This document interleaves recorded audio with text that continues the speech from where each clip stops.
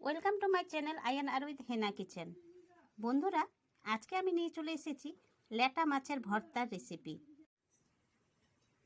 লেটা মাছের ভর্তা বানানোর জন্য লেটা মাছটাকে আমি ভালো করে বেছে নিয়ে ধুয়ে নিয়েছি। এবারে আমি লেটা মাছটাকে পুড়িয়ে নেব।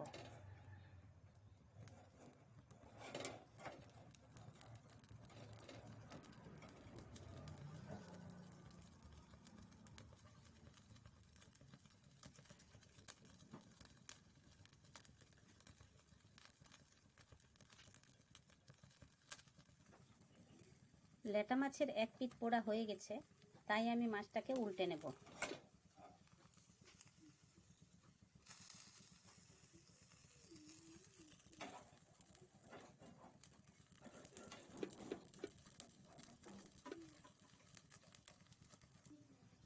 মাছটা পোড়া হয়ে গেছে, তাই একটা প্লেটের মধ্যে নিয়ে নেব। এবার আমি মাছটার মধ্যে জল দিয়ে মাছটাকে ভালো করে ধুয়ে নেব।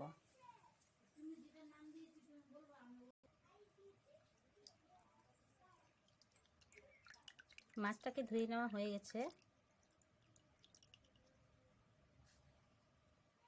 এবারে আমি মাছের কাঁটাগুলো বেছে নেব।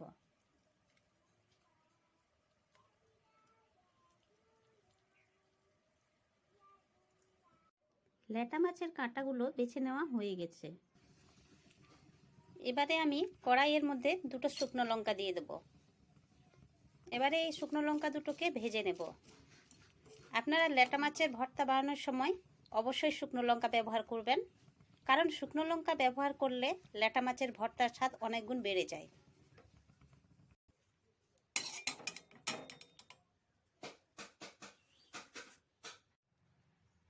লেটা মাছের ভর্তা বানানোর জন্য এখানে আমি পেঁয়াজ কেটে নিয়েছি। এখন আমি এর মধ্যে দিয়ে দেব লবণ।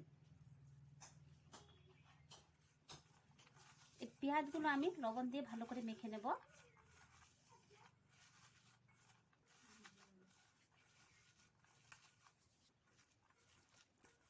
পেঁয়াজগুলো মেখে নেওয়া হয়ে গেছে। এবার আমি জল দিয়ে ধুয়ে নেব।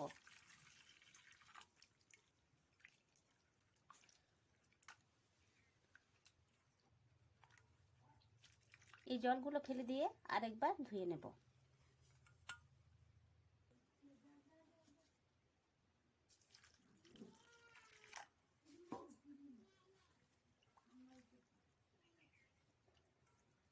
এবারে আমি পেঁয়াজগুলো থেকে জলগুলো ভালো করে নিংড়ে নেব।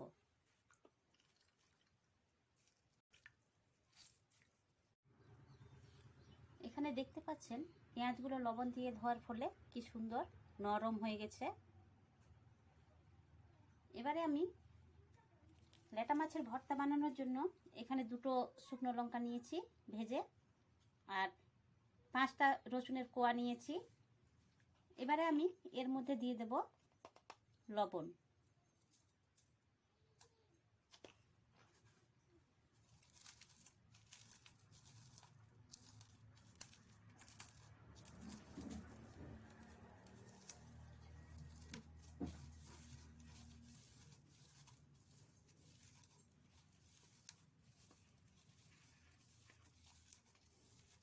এবারে আমি এর মধ্যে দিয়ে দেব কাঁচা সর্ষের তেল।